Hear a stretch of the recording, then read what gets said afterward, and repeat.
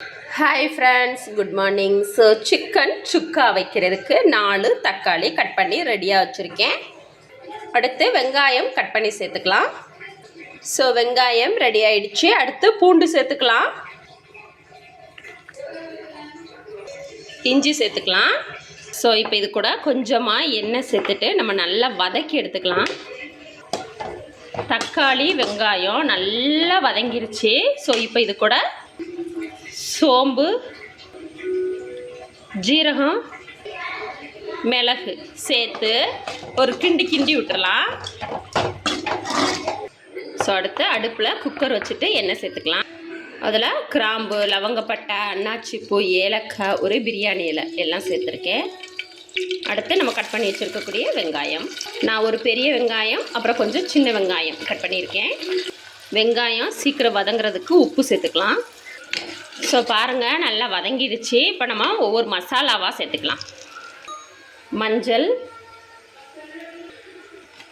Chicken masala,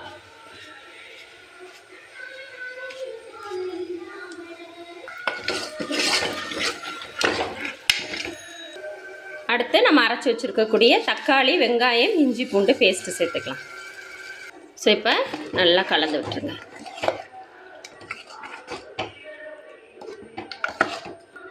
பார்த்தீங்களா, அப்படியே க்ரீமியாக இருக்குது பாருங்கள், இங்கே பாருங்கள்.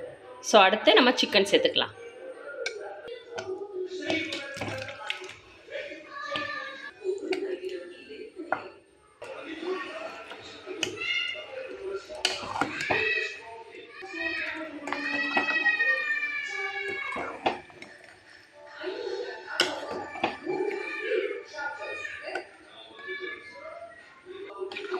பார்த்தீங்களா எப்படி இருக்குன்னு? செம்மையாக இருக்குல்ல? ஸோ இதே மாதிரி நீங்களும் ட்ரை பண்ணி பாருங்கள். டேஸ்ட்டும் செம்மையாக இருக்குது. இன்னும் ப்ராசஸ் முடியலை.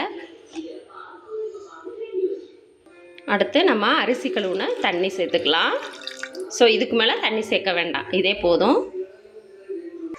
கொத்தமல்லி, கருவேப்பிலை சேர்த்துட்டு ஒரு முறை நல்லா கலந்து விட்டுட்டு ஒரே ஒரு விசில் வச்சு எடுத்தால் போதும். செம்மையாக ரெடி ஆகிருக்கும். இங்கே பாருங்கள்.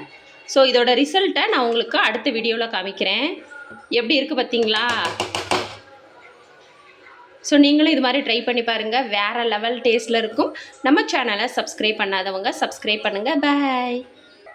பார்த்தீங்களா, இது போட மறந்துட்டேன்.